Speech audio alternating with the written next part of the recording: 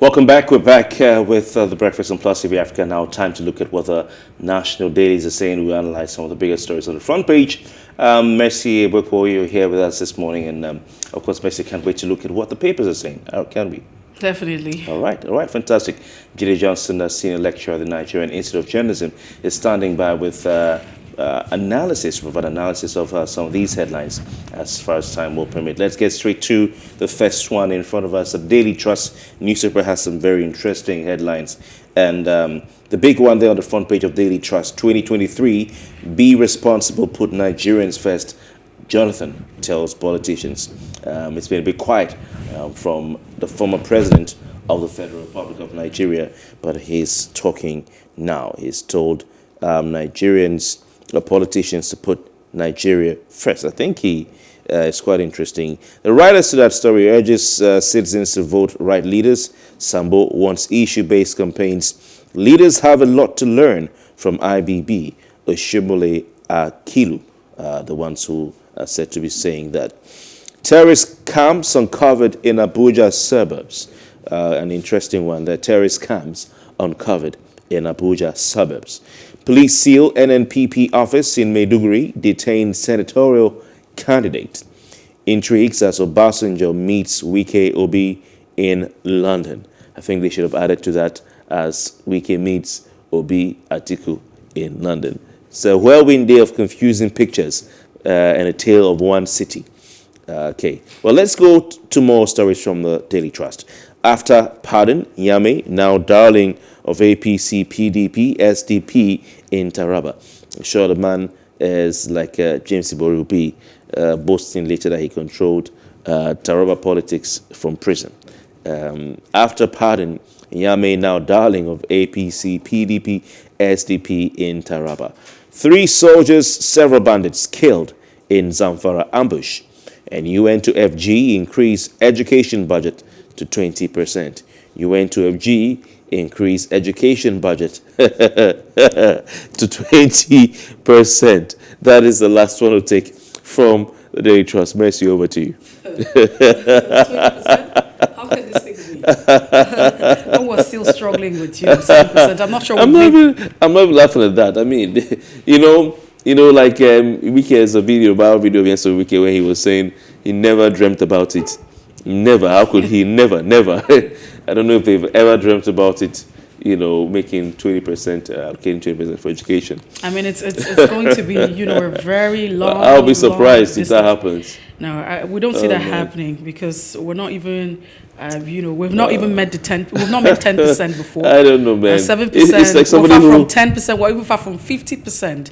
Even when we're committed to it. I mean, you remember the Abuja Declaration where we're supposed to make some commitment. We're part of that declaration. 15%. We have not been able to. It's almost like walking up to somebody who's never given you more than 5,000 naira before and say, "Give me 1 million." All right, then let's move away from that. Take a quick look at the Punch newspapers we have in front of us. And on the Punch newspaper, reporting same as other papers, but in different dimension. United Kingdom peace meetings, Article 6, Wike support. Former President Olusegun Obasanjo pushes Obi's agenda. That's what the Punch is saying. Rivers governor tables demands, wants Atiku's commitment in writing ahead of agreement. I mean, it's more like, hey, we'll have to put it in writing so we don't come back and continue in circles. Wike's men favor alliance with Tinubu, says Obi lacks strong structure. APC presidential aspirants may meet over Tinubu Shatima's ticket. The writers you find underneath that caption. And we can't wait to have Jide Johnson share his thoughts on this one. Gunmen attack 527 local governments, thousands killed and kidnapped. This is according to reports. And power crisis. Disco's debt to Genco's hit 2 trillion naira. Locally made COVID-19 vaccine for trial in November. That's also another one. Some people say is laudable. And troops intercepted 3.7 billion naira stolen crude oil. Defense headquarters is saying. Again, Fayose cannot remain Ekiti PDP's sole commander. State Publicity Secretary is quoted on that. Ogun hookup girl sells baby for 600,000. I think I saw that story. It's really gruesome. How do people come up with these things? Lagos Ibadan traffic. Motorist passengers lament hellish experience and pressure government to fund universities as to tell parents. And everyone is wondering how do we get to a point where our parents will not have to pressure the government in order for the government to act in a certain way. But these are the headlines on the Punch. Mercy, some of the papers need to be careful the kind of words they use. I heard something that I wasn't too comfortable with. But let's move on. From the Punch, we go to the Nation. It stays with 2023, and it seems that while the PDP is having some trouble after the presidential primary, the APC seems to be putting its acts together. Only time will tell if that will yield any fruit. The big one on the front page of the Nation, no surprises, Oshibajo, Lawan, Amechi, 19 others to unite for Tinubu. Maybe something, as a way of trolling the PDP in the sense of modern lingo for young people today, trolling. Right after that, ex-APC presidential aspirants to meet in Abuja next week. Federal government to Nigerians avoid going to northern Cyprus. 8 suspects arrested in Abuja terrorist cell raid. Oyo begins distribution of 1 billion naira loans to entrepreneurs. Is the season. All right, banks, telcos compete for financial services, says CBN. Banks, telcos compete for financial services, says CBN. 2023, Atiku Obi hold talks with Wike in London. Obasanjo seeks support for LP candidates. UN urges Nigeria to raise education vote by 13%. Woman sells 3-week-old for 600,000 naira in Ogun. And Lagos diverts traffic. It's some headlines on the front page of the Nation newspaper. Well, away from the Nation, we have the Leadership newspaper. It talks about the London meetings, Europe new political playground as governors weigh fresh options. Very interesting. This story might just be dominating all of the papers this morning. Wike, Otom, Makinde, Ikpeazu, Fintiri, Pali, Obasanjo, Obi, Atiku, others in the United Kingdom. Ex-VP cautions PDP BOT members over ungathered utterances. Johnathan Sambos stressed unity issue-based campaign, which should be, obtainable. 7 marginal oil fields producing in Nigeria. Again, you find another interesting headline. Diaspora Commission warns Nigerians against visit to Northern Cyprus because of the unfriendly policies. UN urges increase of Nigeria's education budgets to 20%. I remember same headline that got Kofi, laughing big. But this is where we call it a wrap on the papers. We have Jide Johnson, who joins the conversation. Jide, it's good to have you join us this morning. Good morning, Messi and Kofi, and good morning to our viewers all over the world. It's a pleasure to be with you this morning. Fantastic. Jide Johnson, which story would you like to start with? Please make your pick.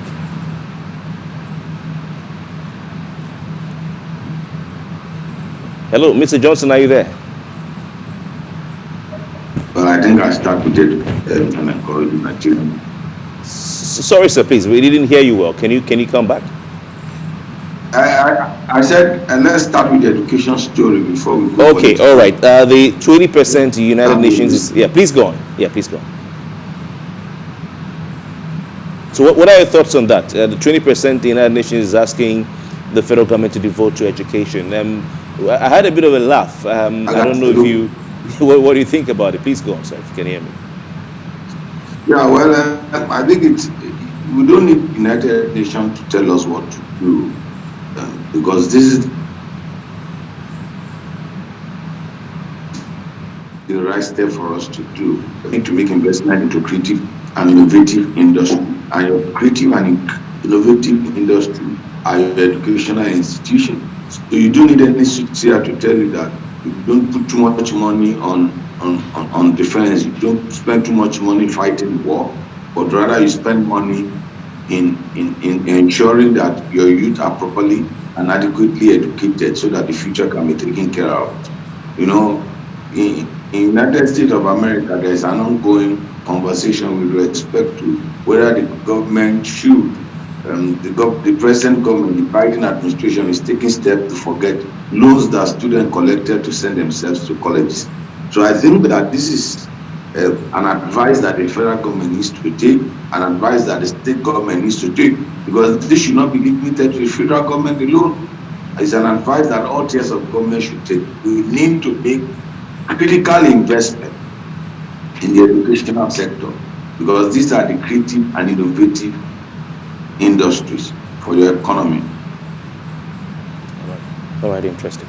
Well, Jide Johnson, let's get into the political scene, but just a way of correcting. I mean, because I know that Nigeria, as a country, we get into all of this agreement, and so there's a bit of a mix-up with the Abuja Declaration that was for the health, and then now you have the United Nations saying, "Hey, let's make 20% commitment, to the budget." Just to put out that very straight and correct information. But on the Punch newspaper, and also dominating other papers, it's the same thing. The meeting that's going on in London, so it feels like we have an extension of Nigeria because our politicians are there. And that's why they're having this meeting. What is it with the meetings in London and Dubai? What's usually all of this?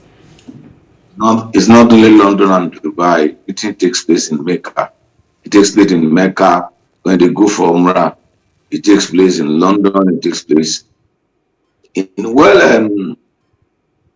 for me. I have no problem with politicians meeting wherever they want to meet, as long as they are taking decisions, positive decisions that will affect Nigerians, an average Nigerian, that better the life of an average Nigerian, will make the country better. It doesn't matter wherever they take that decision, as long as that decision is in the interest of Nigerian growth and in the interest of the welfare of Nigerians. So the meeting that happened yesterday shouldn't come to anyone as a surprise, because that's the pattern, that's the trend. You always recall that whoever wants to become president in Nigeria in the past will go to Chatham House. The person will not talk to us in Nigeria, will go to Chatham House and talk to our former colonialist and sell his program, sell his ideas, and then before they will know what he intends to do before we that the Nigerians tend to know what he wants to do, what he wants to do for us. I'm not interested in the place. I'm just interested in what's the content, what's the essence of the meeting, and that's for me. It's not surprising. If anyone should also think that this meeting will not take place, that person does not understand the Nigerian political landscape. You see, Wiki and his team. And the unfortunate thing about this thing is that the narrative has always been about Wiki and Atiku, which is begging the issue, which is playing to the gallery. It's about the Wiki, it's about the camps in the party. There are two camps in the PDP. Now, Wiki is just an arrowhead for this camp. One, there is a camp of the younger elements, the new kids on block, as represented by Wiki, Ipiazu, and Sheyi Makinde and Autumn. And then you have the establishment in PDP, the founding fathers, the first generation political office holders in PDP, led by Ayu, Atiku, Sule Lamido, and the rest of them. On the other hand, now this is the battle for the soul of the party. The party initially was controlled by the Wike group, the new kids on the block, but the emergence of Ayu took away the control of the party from the new kids on the block, and the old establishment, the old guard, took over the party, and they also succeeded in getting the presidential element. So it's a battle for survival. It's a battle for the soul of the party. It is beyond the presidential candidate. And the way the media has reported it over time, it was just spitting the matter on the surface. the real matter is about who controls that party. Post 2023 election will come, 2023 election will go, but who controls the reign of People's Democratic Party? That is what you see. That is going on. You never heard anything from Shey Makinde in this issue until the picture emerged. You never knew that Shey Makinde, he didn't make any statement to that effect, that he was part and parcel of the wikis group. So you expect this meeting to come up, you expect this meeting to take place, and I hope they could find a lasting solution to their problem. They could have unity, because it's only the party that is able to resolve this internal crisis that will be able to win the 2023 election, which has turned to a three-horse race between the PDP, APC, and the Labour Party. So the PDP needs to have a united front. If you relate this particular story, you will recall that in the course of this week, the president released a statement, and that the president said, "I will only campaign for APC duly nominated candidates." That means that what is going on? Probably there are pressure on the president to campaign for candidates that are not from his party. And you could see that being backed up by another headline in the newspaper, which stated that 19 APC aspirants, plus the vice president, plus the Senate president, plus the former Minister of Transport, will be meeting next week to have a united front for the APC presidential flag bearer. So if you begin to weigh this, you still know that there's still a lot of dust unsettled with respect to these two major parties with the outcome of their presidential candidates. So that's just my take on that. All right, let's stay with the punch. Report there says a gunman attacked 527 local governments, killed thousands, according to a report, and kidnapped people as well. But some details of that, the paper says no fewer than 527 local government areas out of the nation's 774 local government councils have recorded security breaches between January and August 21, 2022. That's 527 out of 774. It also says a total of 3,264 cases of security breaches were recorded in the affected local government areas. You talk about, insecurity, talk about kidnapping and all that. What are your thoughts on this? They're citing the breaches of security to include terrorism, banditry, kidnapping, and cultist attacks. Jide Johnson, over to you. You have 500, that's 527 local government. In those 527 local government, in each of the local government, you have the head of DSS in each of the local government. You have at least one or two divisional police officers in each of those local government. You have the head of NDDC. You have NCDC, Nigerian Civil Society. So you have different security agencies, and yet not a single one has resigned. You also have local government chairman who are the chief security officer of their local government, and then these local government are within state governments that has commissioner of police, that has the director of DSS at the state level, and not one has been found culpable. Not one has been sanctioned. So Nigeria is a country that rewards incompetence. I might be wrong, but that's my opinion, and I'm entitled to it. Because there's nothing else other than for you to see that you have 774 local government, and between January 2021 to date, you have had attacks in 527 local government. You have had more than 2,000 plus security breaches, and then there's look, just the fact that the former prime minister of Japan was assassinated. The police chief retired. That's just one case. One. The police chief retired. And here we are in my country. We are having this case. Not a single person is held culpable. Not a single person is held accountable. Not a single person has the dignity and the honor to accept responsibility for his or her failure in providing security for lives and property of the people in the country. So, what do you expect me to say other than to express my displeasure and my disgust that we could? I can assure you that as soon as we approach 2023, January 2023, 20 February, you will see that elections will take place in this 2027 local government. There will be no mercy, and then you begin to wonder how come that when election is coming, there is peace and tranquility in areas where we have security breaches. And then you also see figures that will come from these areas, figures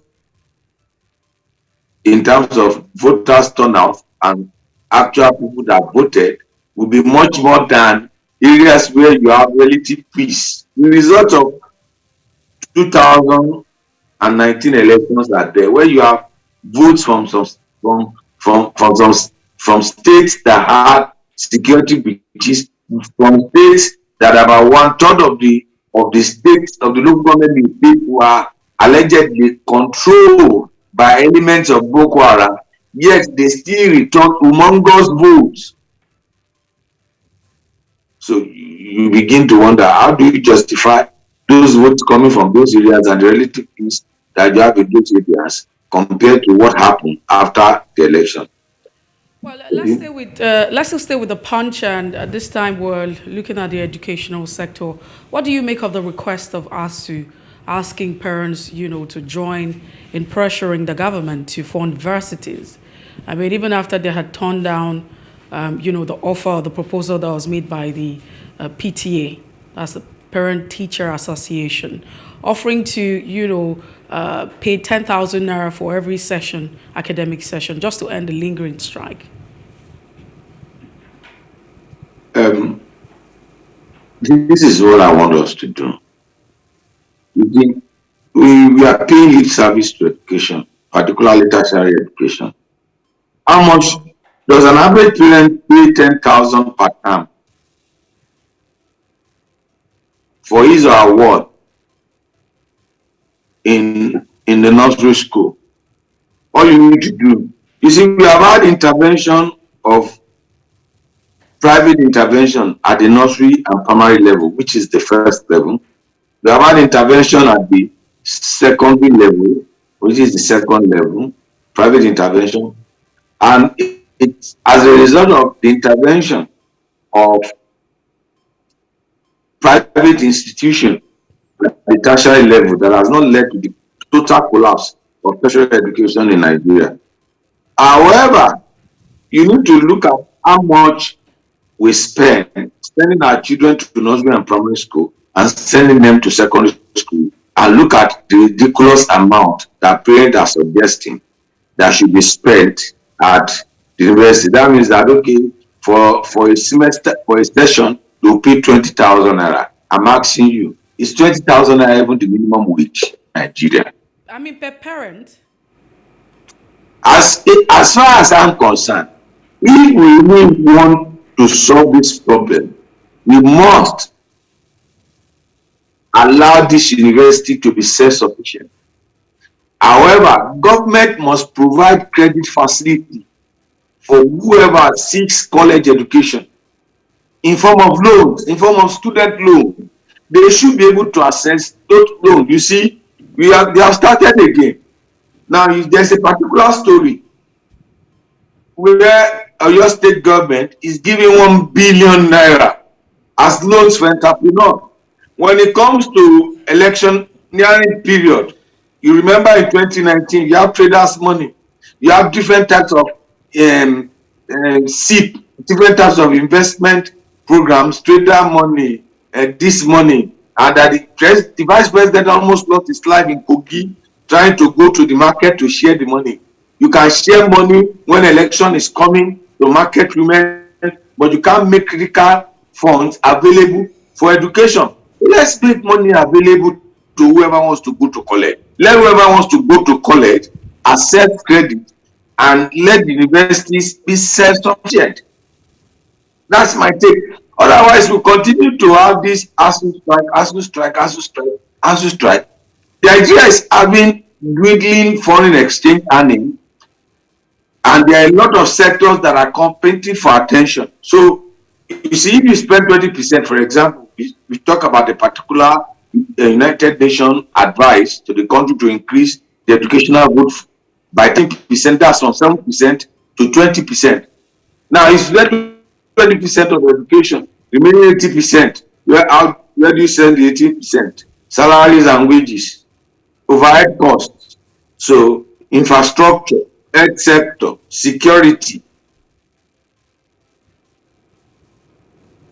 It's challenging. But Jide Johnson, I mean, you have actually raised some valid points and concern, but don't you think that it's actually very unfair to say that, the sum that this parent have actually decided to put out for every session, I mean, that's per a child or per parent, depending on how many kids or children that you have in the university or whatever institution it is.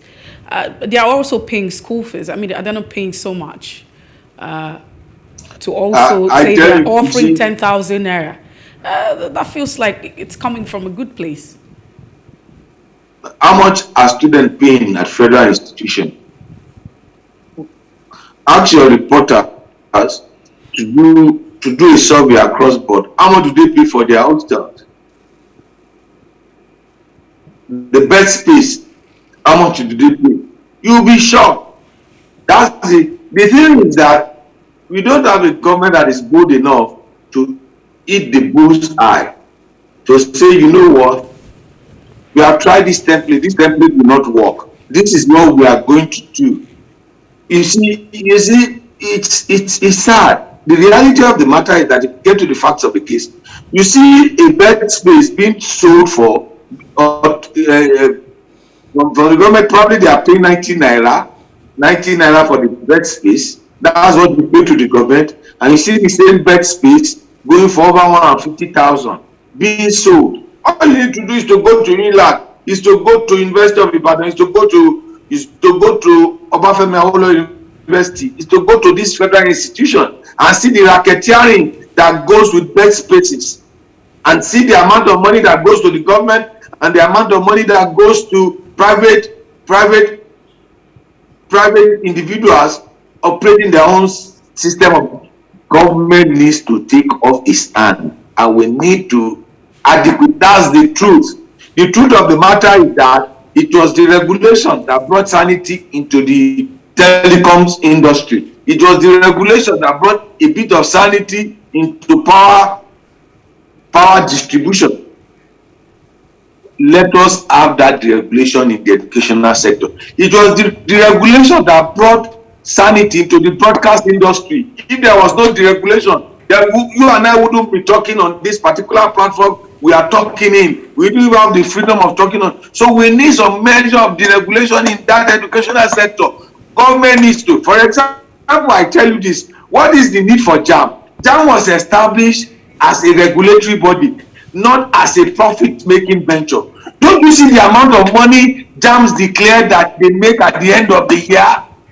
Let this money, JAM is collecting thousands of naira for people to sit for admission.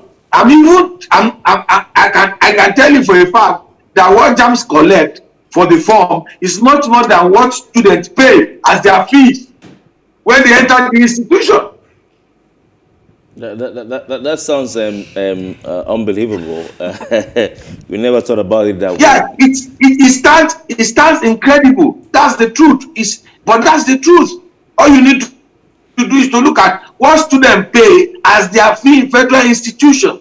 There is not, it's not a sustainable plan because the country can't sustain it. That's the truth of the matter. Jide Johnson, we have to go. I'm sure we'll have some other day to talk about this Jambi issue and whether it's necessary.